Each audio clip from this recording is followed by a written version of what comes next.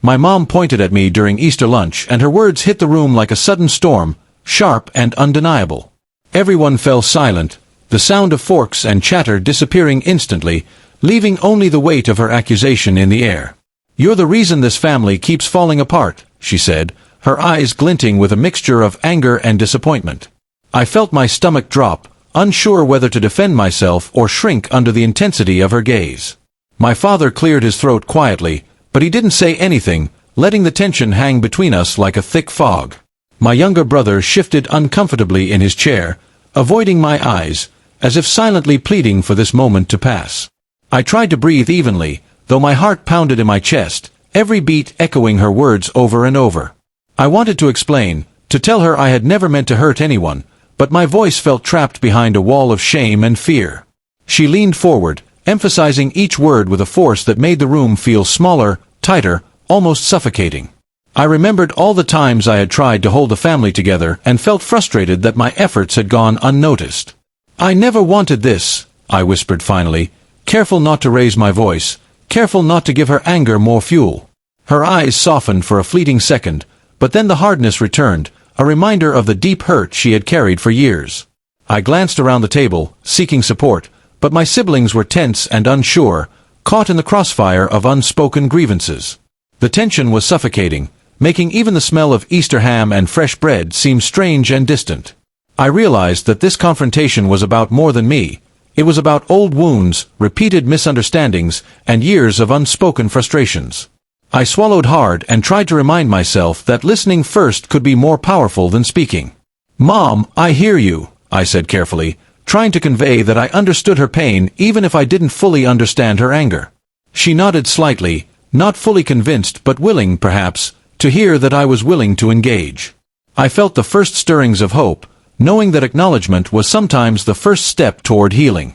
I suggested gently that after lunch we sit down together and talk honestly about what has been hurting all of us. Her eyes lingered on me, searching, perhaps wondering if I could truly handle the conversation that lay ahead. I noticed the subtle changes in my father's posture, a silent encouragement for calm and thoughtfulness. My little sister fidgeted nervously, reminding me that the whole family was caught in this moment, not just the two of us. I tried to focus on the possibility of resolution rather than the sting of blame, taking a deep breath to steady my racing thoughts. "I want us to be a family that listens and supports each other," I said softly, "not one that breaks over misunderstandings." Her lips pressed together as she considered my words, and for the first time that afternoon, I sensed a crack in the wall she had built around her anger. The silence that followed was not empty but heavy with potential, a space where understanding could take root if we dared to reach for it. I remembered the countless small fights that had accumulated over time, each leaving a trace of bitterness and resentment in our home. I realized that confronting the truth, though painful, might finally give us a chance to heal and move forward together. She exhaled slowly, a mixture of relief and lingering frustration evident in her shoulders and eyes. I felt a cautious optimism, recognizing that honesty, even harsh, was the foundation for any meaningful reconciliation. We continued the meal in relative silence, each bite a reminder of the tension that still lingered but also the possibility of connection. I resolved to approach the later conversation with patience, empathy, and courage, knowing that it would take effort from all of us to repair the family bonds.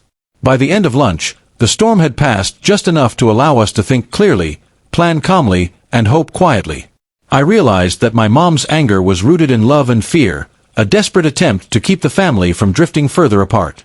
As we cleared the table, I felt the first sense of clarity in weeks, understanding that the way forward required openness and courage from everyone involved. I understood that healing would not be immediate, that it required time, dialogue, and a willingness to forgive both ourselves and each other. I looked at my mom and saw not only the frustration but also the care beneath her words, and I felt determined to honor that love with my own actions. The rest of the day passed with subtle shifts in our interactions, small gestures that hinted at progress and the possibility of reconciliation.